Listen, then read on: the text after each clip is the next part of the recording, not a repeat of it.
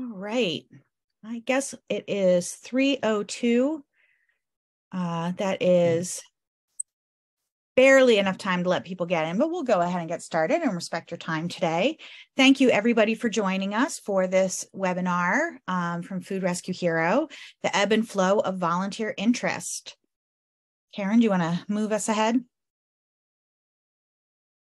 So, a lot of us that are doing food rescue and food recovery, we really rely on volunteers to move our food from point A to point B, whether point B be a warehouse or a nonprofit partner.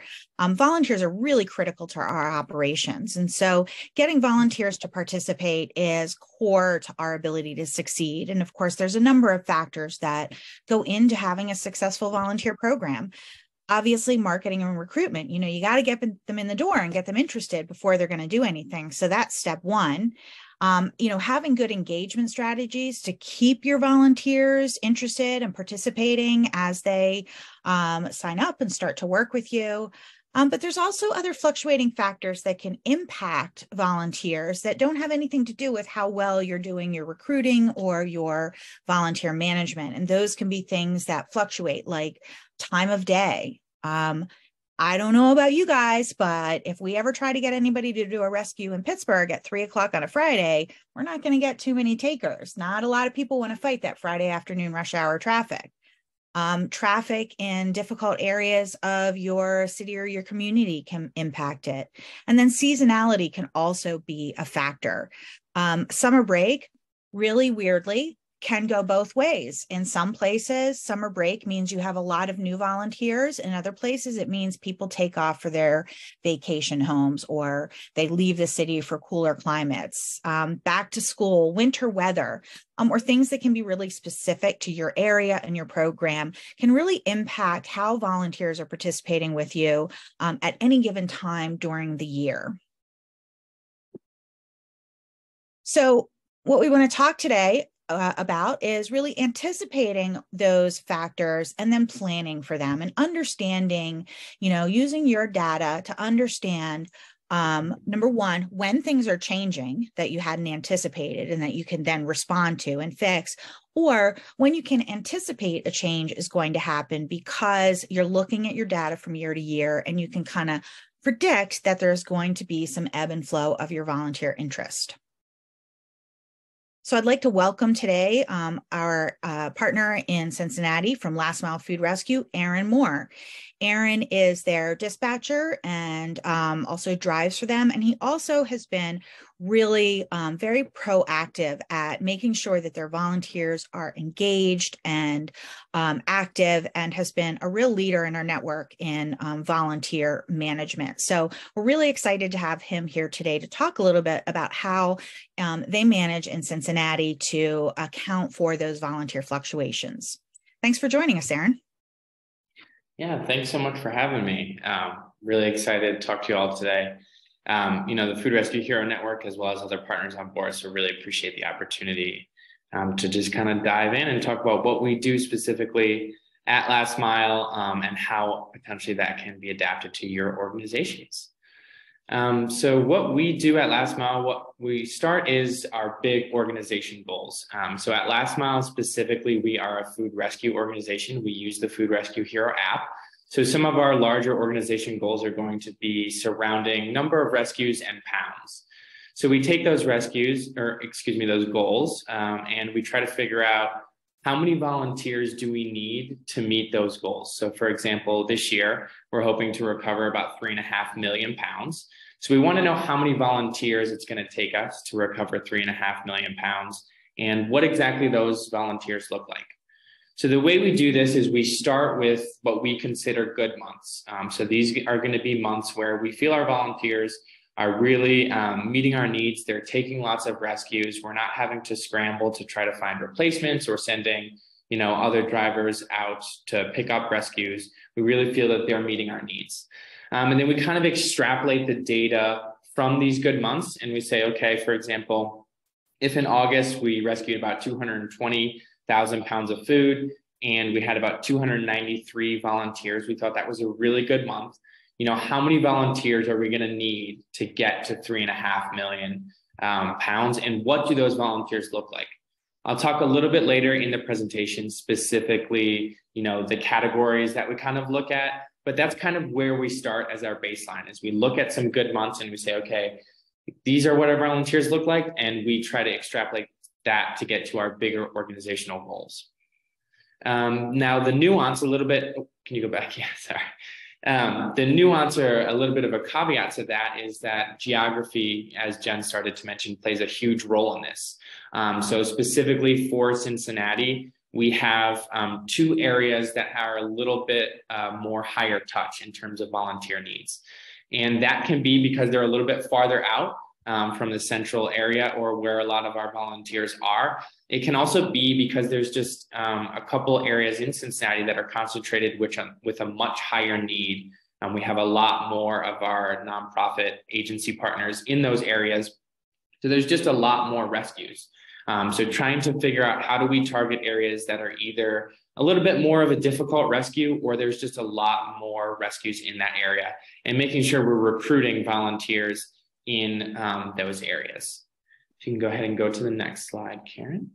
So then, this is kind of the $1 million question in the nonprofit space. I think, how do you recruit volunteers, that meet your needs as a nonprofit? So I've already kind of talked about these high need areas, figuring out how to target them, because that's where you're going to want to spend most of your resources, because it's going to be the most difficult for you to try to find people in that area. So again, areas with missed rescues, because they're going to be farther out from the city center. Perhaps it's a longer drive, whatever that might mean to your organization. Kind of think about where you generally struggle the most, and how you can get people to fill those gaps. And then really just recruiting where your top volunteering demographics are. Specifically, again, for Last Mile here in Cincinnati, a lot of our rescues are going to be during that normal 9 to 5 kind of business workday. So that eliminates a lot of people that maybe would like to volunteer. So our target demographics are going to be stay-at-home parents, retirees, students, as well as religious groups. And I'm sure that for a lot of organizations here, it's probably similar. For some of you, it might be different, but that's kind of what we look at and what we target. So really trying to go to where those people are. Specifically for Last Mile, we've had a lot of luck with tabling events. So other nonprofits or other kind of clubs or organizations will invite us to come set up a table outside of an area where these people might be congregated, even give short presentations. So trying to find where groups of these target demographics are, and then going to them, giving a little presentation, and just kind of giving them what you're all about. That has really worked successful for us in a lot of different ways. And so the other reason that we have found is really successful is because a lot of our volunteer recruitment is driven through word of mouth and this kind of grassroots recommendation from a volunteer that we may already have. They tell a friend or family, I signed up with Last Mile Food Rescue. I love the app. I love the volunteer experience. And then they're going to go tell 2 or 3 more people. So if you're able to get in at an organization where these people are at, and have sort of an advocate on your behalf, that can really have great returns for you, because again, they can invite a friend who can invite another family member, and so on and so forth, which can really help kind of grow your network generally. If you want to go to the next slide. So then once you've gotten someone in the door, you've kind of recruited them, they're somewhat interested, you really have to spend a lot of time engaging and retaining them. Because, a lot of times we get no initially. So if you get a little bit of a yes, or you start to get in the door, then you really want to make sure you're able to close that deal, if you will, and get that person to be a volunteer. So what that looks like for Cincinnati and Last Mile Food Rescue using the Food Rescue Hero app is when we get someone to initially download the app and sign up for an account, that's a huge step, right? They've taken time out of their day to kind of take that initial step. They're very interested in our program, but that's just the first step. We want them to go take their first food rescue, and then hopefully their second. Maybe they're taking a rescue on a weekly basis and become what we call a super volunteer. So we have a whole variety of touch points and kind of journeys that we think about for our potential volunteers once they've downloaded the app. And we really spend a lot of time trying to analyze what the best route is. And this is going to be specific to everyone's organization. But what it looks like for us is when they're kind of initially downloaded, we put them in a database right away. And so what that database does is it does a couple things. It puts them on what's called a MailChimp journey. And this is really great because it's an automated process. So once we're putting our volunteers in this MailChimp journey, eventually they're going to get 4 emails, but it's spaced out over a period of 5 to 6 weeks. So this is a great way to engage someone right away once they've downloaded the app and they have that interest, but it's also a great way to continue to engage them and to remind them of Last Mile and just the reason that they signed up in the first place. So we do that email campaign. And again, that MailChimp continuous automated journey is a really, really good thing that we do. And then we also try to personalize it when appropriate. Obviously, personalizing texts or touch points, it really takes a lot of staff time and effort. So for the personalized text, what we do is when someone has signed up for their first food rescue, their first kind of volunteer experience, we give them a much more personalized text that tells them what to expect for their specific rescue.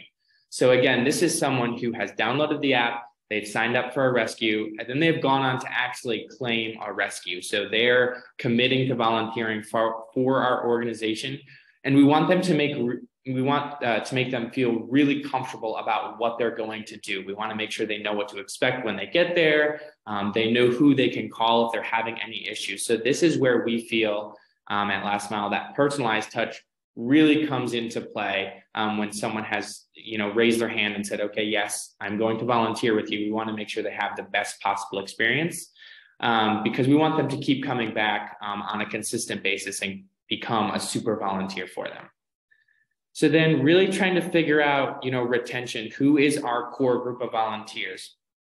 The way that we tackle this at Last Mile is we recognize that there is a core group of volunteers that does the majority of our volunteering. They take the majority of our rescues in the app. And so we want to spend the most amount of our resources thanking them and making sure that we can grow that core group because without that core group, we probably would not be able to rescue the amount of food that we do. So how do we do that? We thank them often. And one of the ways that we do that is we send them swag. So we have like a swag kind of thank you program. Once someone has taken 5 rescues, they get a little ID badge that says Last Mile Food Rescue Hero that they can wear in the store. And they also get a thank you note that is not handwritten. It's kind of printed out. And then I sign each of those. And it includes a couple other things that encourages them to take a weekly rescue and a couple other informational pieces as well. So that's what we do when people have taken 5 rescues. And then after they've taken 25 rescues, they get a t-shirt. And then they get a personalized thank you note from myself, which I try to include little anecdotes about maybe a couple of rescues I've noticed they've taken, really trying to personalize that because, again, that's someone who has taken 25 rescues. They are a really dedicated volunteer. They're probably with us every week, every other week. And so we want to spend a little bit more resources on them to make sure we cultivate that relationship. And then once someone has taken I got a couple more. Sorry, Karen. Once someone has taken 50 rescues, they get a mug, and then they get a personalized note either from myself, but more often the executive director or chief operating officer. So again, this is someone who is continuing along that journey. They're really a dedicated volunteer. So we want to thank them with a nice piece of swag as well as a nice thank you note. A couple other things that we do as well. Every month, myself and a couple of the other dispatchers, we kind of sit down and we figure out a couple of volunteers that we want to thank specifically. And so this could be because of the sheer number of, volunteer hours, in our case, rescues they've put in. It also could be because they responded quickly to a call to action. They got someone else to sign up for the app where they helped us in a variety of ways. So we make a little list of this, put it all together, and we send it over to our executive director. And then she will do a little phone call, sometimes a text, and it's just, a really simple thank you. But titles do matter, especially to volunteers. We've gotten feedback that they really enjoy getting a thank you personally from the executive director, from the president of the board. So if you have someone on your team who's willing to spend, just a couple hours every month, and you give them that list of people to thank personally, we found that really pays dividends, and we're able to maintain that core group of volunteers. And then lastly, specifically with Last Mile Food Rescue in Cincinnati, we've got the Food Rescue Hero app, which is a great volunteer experience. It's very unique. You can just do a rescue in under 30 minutes, but it's also very different than a lot of other volunteer experiences out there. It's not necessarily as much of a team or group activity, which can be good. But we also want to make sure that our volunteers have a sense of camaraderie. They're meeting, myself, other team members as much. And so they really feel like they're a part of the organization.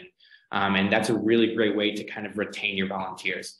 And so these can be, the big sort of gala thank you events that you might think, but they can also be very casual. It can be something about, posting a happy hour virtual or in person in a Facebook group that you may have with volunteers. It can just be a brief meetup for lunch. It can be a coffee, really anything. It doesn't have to be a big volunteer thank you event. It can also just be a super quick casual thing, just an opportunity to offer your volunteers to kind of meet face to face and get to know each other and just kind of hang out. You can go ahead and go to the next slide, Karen. Yeah, so, if you guys want to drop in the chat, what's everyone's favorite way to show volunteer appreciation and keep them happy?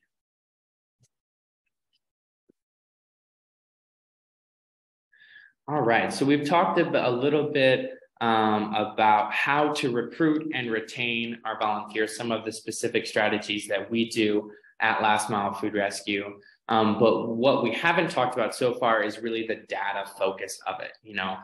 What are we looking at? What kinds of specific trends do we notice? And then how do we act upon those trends to make sure that our volunteers are meeting our needs as an organization?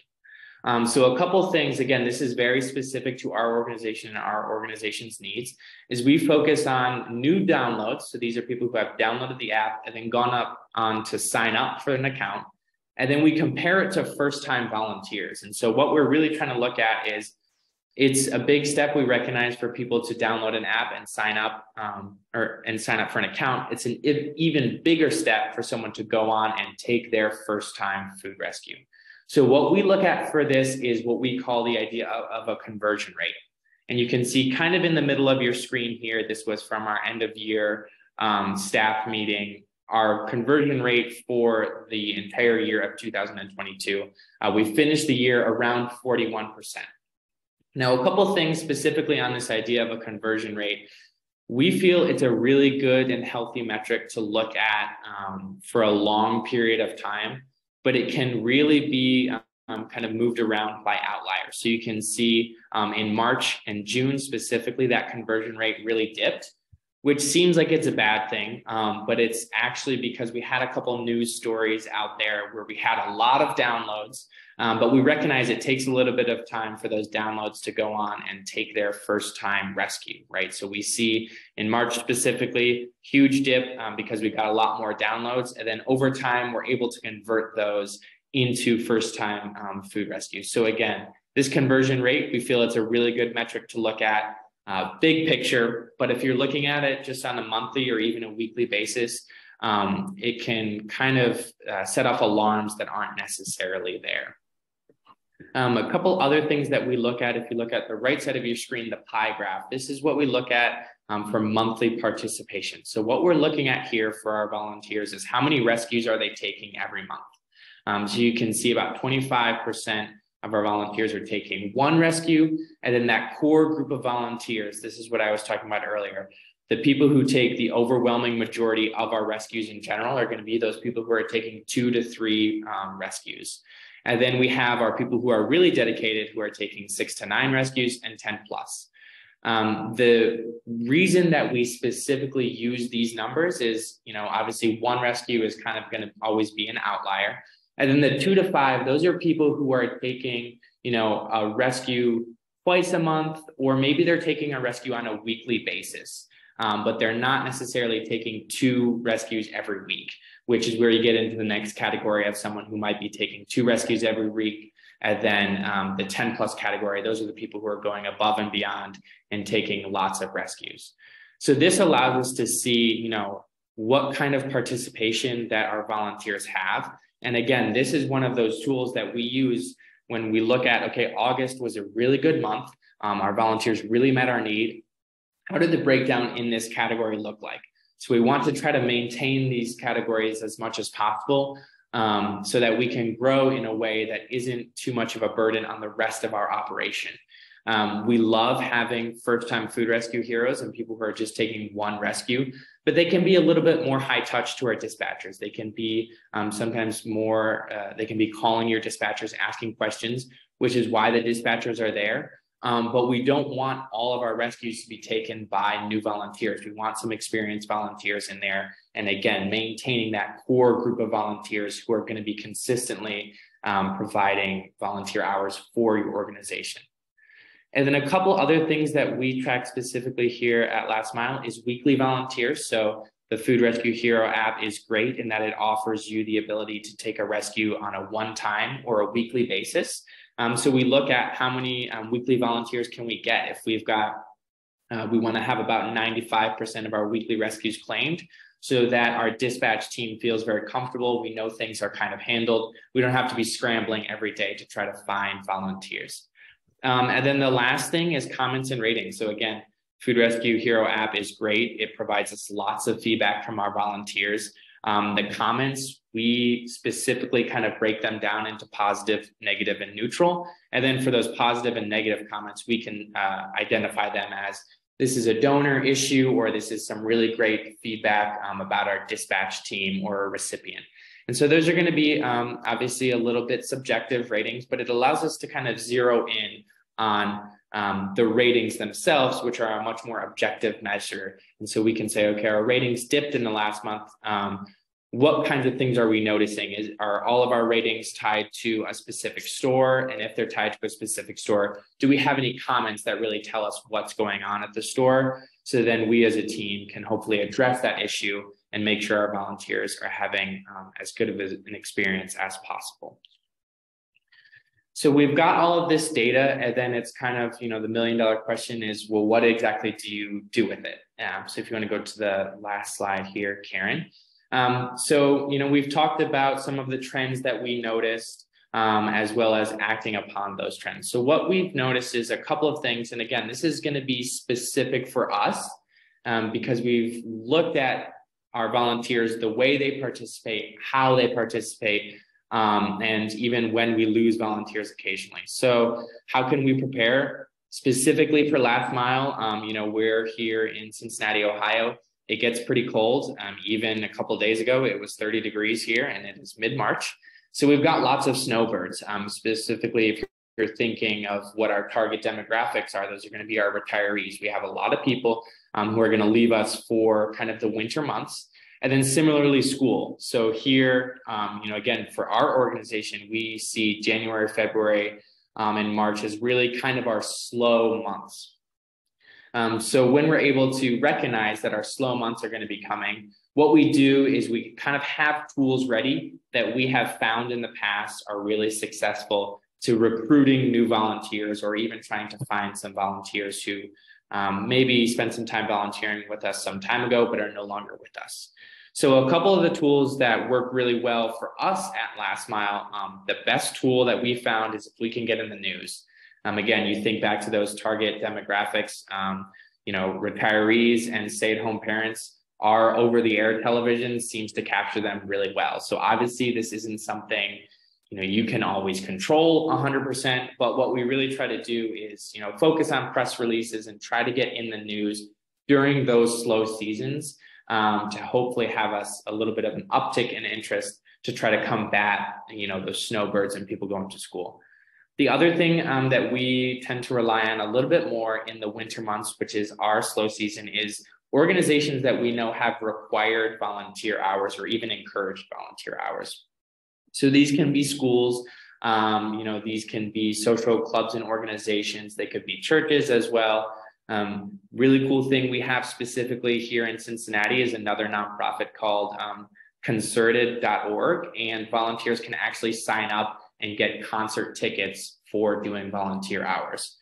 So we are looking for all of those different organizations, clubs, nonprofits that encourage volunteer participation across multiple platforms. And we're really pushing our messaging, pushing our platform on those platforms during these slow months, because we know there are people out there who want or have to volunteer. So that's a really good time for us to try to encourage those platforms to promote our brand and promote our volunteer opportunities as well. And then so that's kind of the seasonality, one of the ways that we are able to combat specifically for us snowbirds in schools when we see that dip in the winter. But then we're always just really continuous outreach, engagement, and management. And this is something that allows us, when we do this very consistently and keep it as a best practice, it allows us to not have as many issues when there might be a shock to the system, right? It allows us to not lose volunteers on a consistent basis because maybe we lost a donor that people really liked picking up from, or we lost a recipient that people really like dropping off to. So when we have this kind of continuous outreach, engagement, and management, it allows us to really understand what's happening with our volunteers so that we can try to adjust our strategies as much as possible so that we keep them happy. Now, obviously in the nonprofit space, a lot of us, I'm sure, work on really small teams. Last Mile, we've got 6 full-time equivalent staff members, and we do quite a bit. So you're gonna obviously always be very mindful of your resources, specifically your time. So one of the things that we do is we utilize volunteers and automation.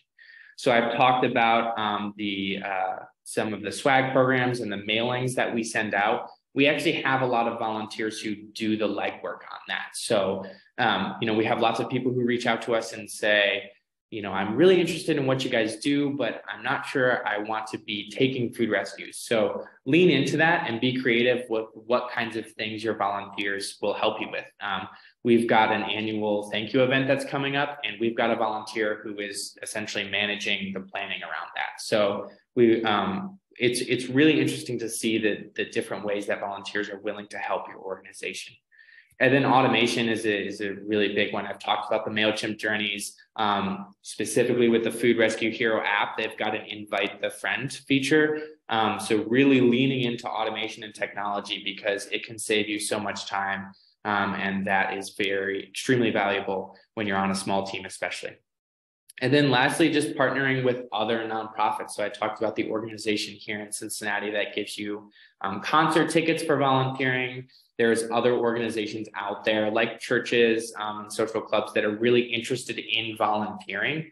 So reaching out to them or if they reach out to you, just go speak, at churches or other clubs, and you will be very surprised at the way that people are interested in engaging with your organization, as well as you'll be extremely surprised with how much creativity and ideas they might actually bring to your organization. So that is all I have. I think we had a couple of questions. Yeah, Jake, do you want to monitor the questions? Monitor? Yeah, I do. I just wanted to, before we get that, I was going to drop a link in the chat for the next webinar. Just so, I don't know if we wanted to plug that real quick. Yeah, and then, Karen, can you advance this? There you go. Perfect. Okay. And then I will. Yeah, so there's a link in the comments, not comments. Yeah, in the chat for this next webinar. We'll be doing in April to celebrate Earth Month, and we'll be talking about the impact of food rescue. So we would love to see you there. Right, okay, so I noticed there was one question in the chat said, what types of volunteer tracking software do you use and like? Yeah, so we do a couple of things. The primary one that we use is going to be Excel. And so we're just kind of using charts and pivot tables. But obviously recently Food Rescue Hero, the data reporting platform that you all have put out is super helpful for us. So it's going to be a mixture of Excel and then the tools that you all have provided. And so to be a little bit more specific on those, they are able to provide us with real-time insights And we can adjust all different kinds of things, the date range if we're looking at specific donors. But then it's just kind of a matter of putting that into spreadsheets in a format that you and your team can understand and hopefully take some actions out of. See, thanks, Aaron. There's a question. Are you paying on those platforms to recruit? I'm assuming it was an anonymous attendee. So if you provide a little bit more context, I'm assuming you need to recruit volunteers, but I'm not sure on what platforms you're referring to exactly. Yeah, I think there are a couple platforms out there that you can use to sort of help you recruit volunteers that may charge a fee for doing that. Yeah, but I don't think you use that, correct, Aaron? You do social media and yeah. So there are some. I know volunteermatch.org is free. I believe there's a couple that do charge, but we don't use the ones that charge currently. Okay. And then another question, is there a way to upload or transfer data to the app?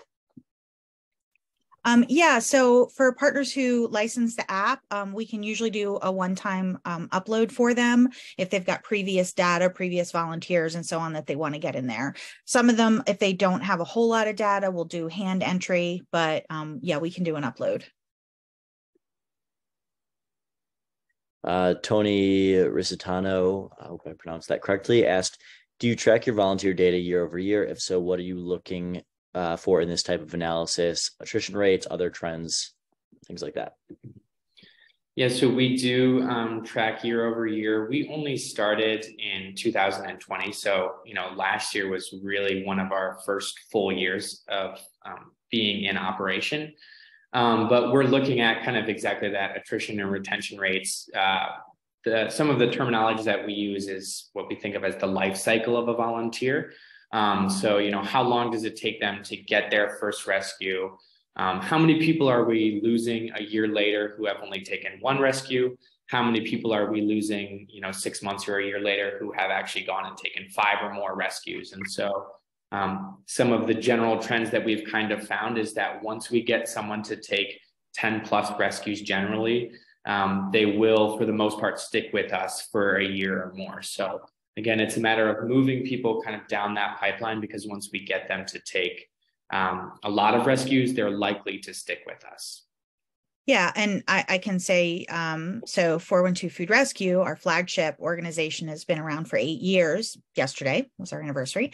And we do track year over year, and we look at things like conversion rates. So how many people that are coming in through the top of the funnel, like social media, are then downloading our app, and how many people that download our app are registering, and how many people that register are doing a rescue. And then sort of at that bottom of the funnel, we want to see folks hopefully become super volunteers. So take a weekly rescue, for example, or do, more than 4 rescues a month or 5 rescues a month. And so that's kind of what we look for. We also do look at seasonality trends year over year to make sure that we are tracking, if there are any learnings that we can gather that can help us prevent, slow times happening in the summer, or, whatever, something like that. I'll answer the question that was from chat. So the Food Rescue Hero app that Aaron and Last Mile are using is in a lot of ways a volunteer management tool. It helps you get your rescues out to volunteers. It keeps track of all your volunteers and their information, how many rescues they've done. So that's the source of the data. Excel is what Aaron is talking about using to manipulate the data. Barona asked, could you review one more time how you calculate the conversion rate? Yeah, so the conversion rate is just going to be how many people have downloaded your app and signed up for an account compared to how many people have actually gone on to take a rescue. So if you have 100 people, last year who downloaded and signed up for your app, but only 38 people went on to take a first-time food rescue, then your conversion rate would be 38%. Right, and you're just looking to see how those percentages go, what they look like, not just in 1 month, because that doesn't tell you that much, but what they look like month after month. We never want to look at a static number. So we can know that we had 412 volunteers in February, but that doesn't tell me anything. How many did I have in January? How many did I have last February? So you really want to be taking all of your pieces of data and looking at them as points in time and what they can tell you about your operations and your likelihood of, success or growth tomorrow. Yeah. And Verona, just follow up, I saw that you asked, and can the data from the FRH app tell you all that info? Yes. The only thing it doesn't actually put on there is the volunteer app downloads, which we track. And as long as you email us, we can definitely get that information for you if you're a partner of ours. Tony, I saw there was another question. Do you have any elevated volunteer positions, volunteer leads or something of that sort who would be point people for new volunteers or could help you with training new volunteers? How do you identify good candidates for this sort of thing, and what training and support do you offer? Yeah, so one of the main elevated volunteer positions that we have is what we call store captains. So these are people who are sort of assigned to a specific, in our case, Kroger store, and they help us identify issues. They help us communicate with, store managers on a more regular basis. So we're not currently using elevated volunteer positions to train other volunteers, but we're using them for, to communicate with the stores. We identified these people through looking at people who had been with us for some time. They had a good relationship built up with that store because they were visiting that store on a very regular basis. And then we just sent out a couple communications. Specifically, we asked a few people. We also sent out a sign up for it. And we tried to figure out how, we could work with them to do these kinds of things. For training and support, whenever we're looking at elevated volunteer positions or a unique volunteer experience other than using the app, we do a lot of sort of writing out standard operating procedures, thinking about how we're going to train and communicate with these volunteers. Just a lot of internal meetings and communications, and really walking through the process before we even talk to the first volunteer to make sure that we have a really flushed out process of what it's going to look like. Thanks, Aaron. Haley asked, what are your drip campaign MailChimp journey bucket? What are your drip campaign buckets time frame wise? Have you thought of creating another for volunteers falling off? Yeah, so specifically for the timeframes, I'm not sure exactly there. It's pretty close. So the first one goes in and then you wait a week. And then the second one, they get an email, and then it waits 2 more weeks after that, I believe. And then you get the third one. And then I think it waits 2 more weeks for the final 4th email. So that's kind of that's what we're currently using. We are interested in revamping that one. And then to answer the question of volunteers falling off. So we initially did we spent a little bit of time and resources trying to create a MailChimp journey that we did execute on, but we found that it wasn't particularly successful for us, and we were putting a lot of resources in it. So we decided to look at some other things. Thanks. And then I'm sorry, I didn't fully hear. Did you answer have you thought of creating another for volunteers falling off? Okay. Do you ever have volunteers as dispatchers? I can kind of answer that. I started with 412 Food Rescue as a volunteer and became a dispatcher there. I think you also, the opposite way, have a dispatcher or anybody on staff who will occasionally do a rescue for a number of different reasons. So yes, but generally we don't see volunteer dispatchers.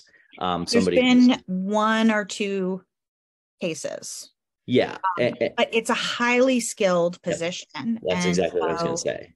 Yeah.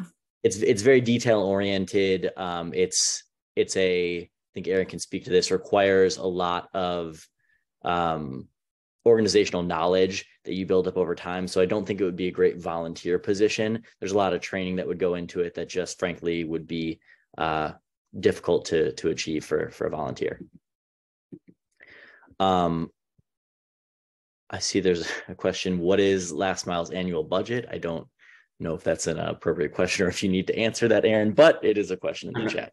I don't necessarily know the answer to that question. Okay. All right. There was a question in chat I want to just answer. I did kind of type it out, but Ava asked if tracking parameters can be personalized if you wanted to start tracking other information. With any data set, the data is the data, right? Like what you put into it is what you put into it. And so we collect with Food Rescue Hero, it collects data on the rescues, who does it, where it is, how long it takes, when it happens, what's in the rescue.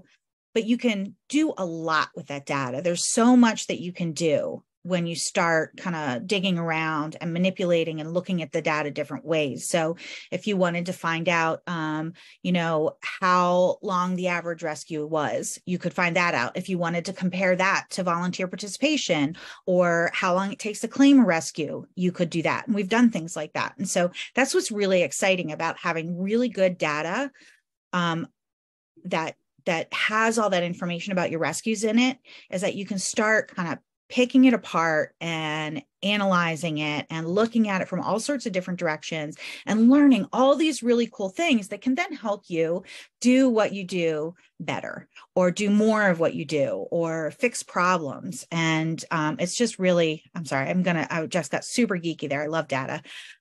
So yeah, and not Jenna, sure what kind of thing you're thinking about, but there's a lot you can do with the data that's there. Yeah, and Aaron can maybe answer this from a customer's perspective, but I think one of the things that recently our app is good is tracking data and empowering our customers to really use that data to improve their operations. So yeah, it's relatively robust.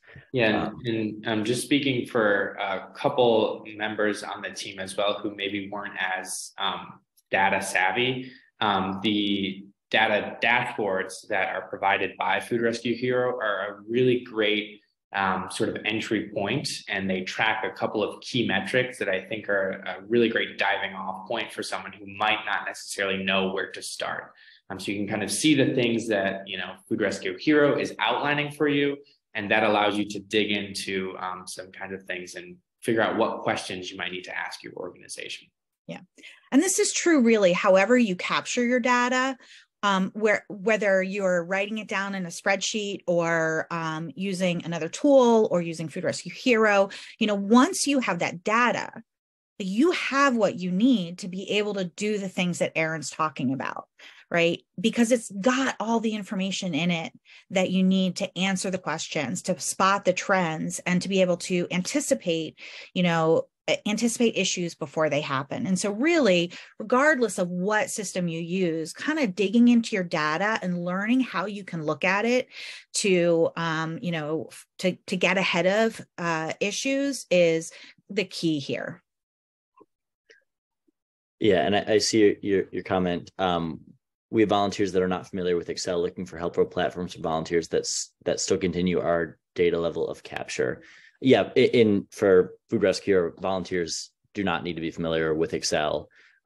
It captures all the data automatically as long as they're using their mobile app to do the rescue. So it's super easy, volunteer user friendly.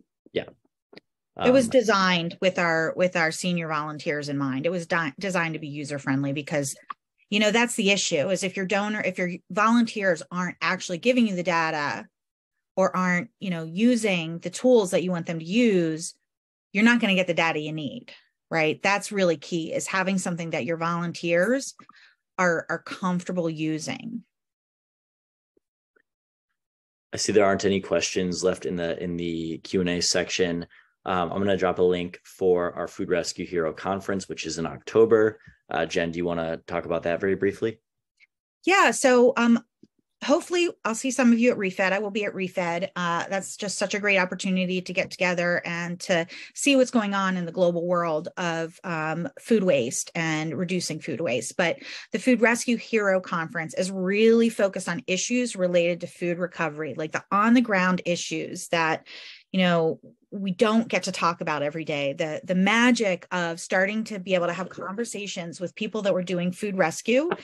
That experience for me, like 7 years ago when I first started talking to other people, was just incredible. So we want to kind of create that experience for folks. So it's all virtual again for our, for people that are out there.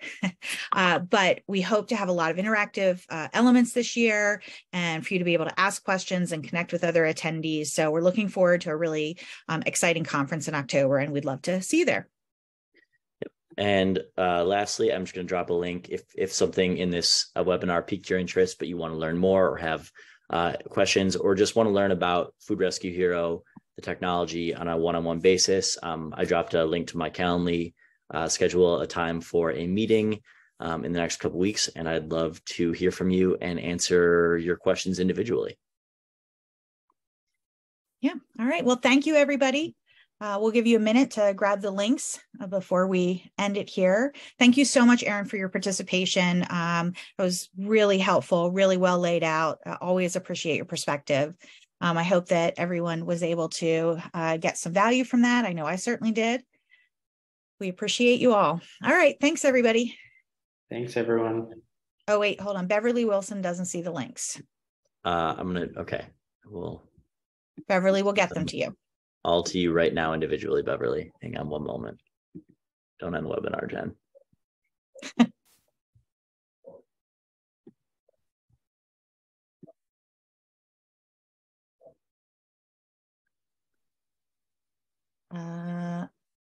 Ava wants the links as well. Okay. We'll also send them out after the webinar. Everybody that registered will get the links in an email. All right. All right. Thanks. Bye. Bye.